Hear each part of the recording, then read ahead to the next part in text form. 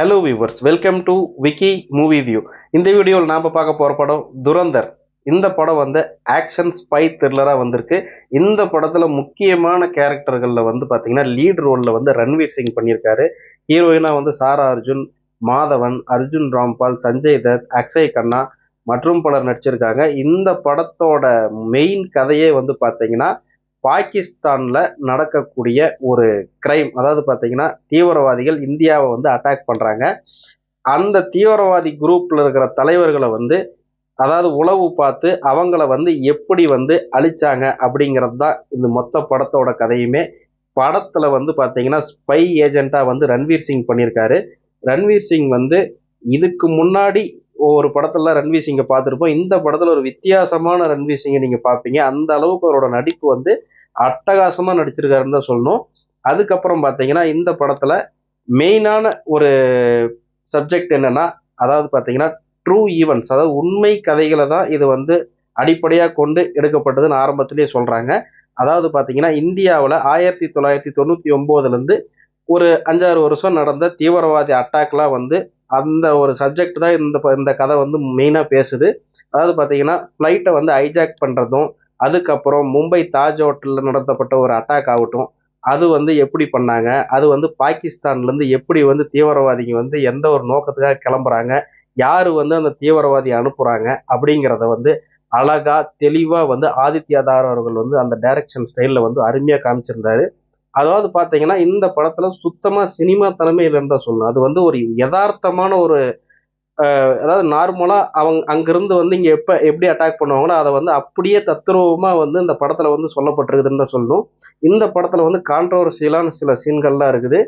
அது வந்து பார்த்தீங்கன்னா இந்த படத்தை பார்த்து தெரிஞ்சுக்குவாங்க. இந்த படத்தில் மெயினாக வந்து பார்த்தீங்கன்னா வயலன்ஸ் ரொம்பவுமே ஜாஸ்தி இருக்குது.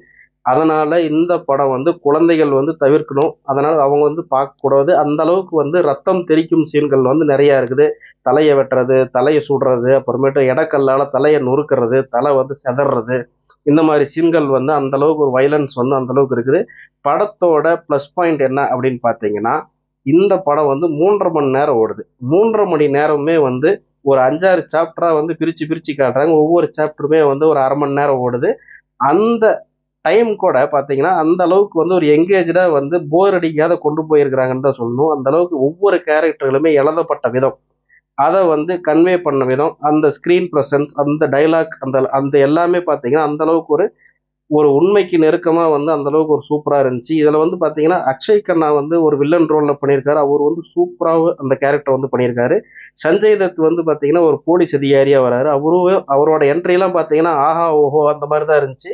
சில 90ஸ்ல வந்த சில உண்மையான அந்த பழைய ஃபேமஸான இந்தி பாட்டுகள்லாம் ஒரு 2-3 வருது. அது வந்து பார்த்தீங்கன்னா தேட்டரையே வந்து அதகலப்படுத்துன்னு தான் சொல்லணும். அதான் அந்த மாதிரி இந்த படத்துல வந்து பார்த்தீங்கன்னா சின்ன சின்ன இடத்துல ஒரு கூஸ்பம்ஸ் ஆகிற மூமெண்ட்ஸ்லாம் நிறையாவுமே இருக்கு. இந்த படத்துல ஒரு பிரச்சனை அப்படின்னு பார்த்தீங்கன்னா அந்த லவ் சீனை மட்டும் இந்த படத்துல இருந்து வெட்டி வீசிட்டா இந்த படம் வந்து ஒரு சூப்பரான படமாகவுமே அமைஞ்சிருக்கும். இந்த படத்தை பார்க்கும்போது எனக்கு வந்து ஹாலிவுட் படமான பாடி ஆஃப் லை வந்து ஞாபகம் வந்துச்சு. அந்த அளவுக்கு அந்த படத்துக்கு இந்த படம் வந்து ரொம்பவுமே ஒத்து போகுதுன்னு தான் சொல்லணும். அந்த அளவுக்கு சூப்பராகவுமே பண்ணியிருந்தாங்க. எந்த ஒரு ஹீரோவுக்கு உண்டான ஒரு ஹைப்பு அந்த மாதிரி வந்து எந்த சீனுமே கிடையாது. அதாவது ஹீரோவுக்கு வந்து இந்த படத்துல வந்து டைலாக் ரொம்ப ரொம்ப கம்மி தான். அதாவது பாத்தீங்கன்னா ஹீரோ வந்து சும்மா நின்றுக்கிட்டு தான் இருப்பாரு. அந்த அளவுக்கு வந்து அந்த கேமரா ஒர்க் வந்து அந்த அளவுக்கு ஒரு சூப்பரா காமிச்சிருந்தாங்க. சினிமோட்டோகிராஃபி ஆகட்டும், படத்துல வர கிளைமேக்ஸ் சீன்லாம் வந்து பாத்தீங்கன்னா ஒரு எதிர்பார்க்காத ஒரு காட்டுக்குள்ள நடக்கிற ஒரு கிளைமேக்ஸ். அதனால இந்த படம் வந்து பாத்தீங்கன்னா எப்படி வந்து உண்மையிலுமே பாகிஸ்தான்ல இருந்து எப்படி தீவிரவாதிங்க கிளம்பி வராங்க அப்படிங்கறத வந்து அப்படியே இந்த படம் வந்து எடுத்து காட்டியிருக்குதுன்னு தான் சொல்லணும். அதனால இந்த படம் வந்து தேட்டர்ல வந்து ரிலீஸ் ஆயிருக்கு. இந்த படம் தாராளமா நீங்க ட்ரை பண்ணலாம். இது வந்து 18+ தான். அதை வந்து நல்லா ஞாபகம் வச்சுக்கோங்க. ரத்தம் சிதறக்கூடிய சீன்கள், தலை சிதறக்கூடிய சீன்கள் நிறைய இருக்கு. அதனால குழந்தைகள் வந்து இதை தவிர்க்கணும். மற்றபடி இந்த படம் ஒரு சூப்பரான படம். இதுல வந்து சஞ்சய் தத்தோட நடிப்பு வந்து அவ்வளோ ஒரு சூப்பரா இருக்கும். அந்த அந்த மாதிரி நடிப்பை வந்து நான் எப்பயுமே பார்த்ததே இல்லை. அந்த அளவுக்கு நடிச்சிருக்கிறாருன்னு தான் சொல்லணும்.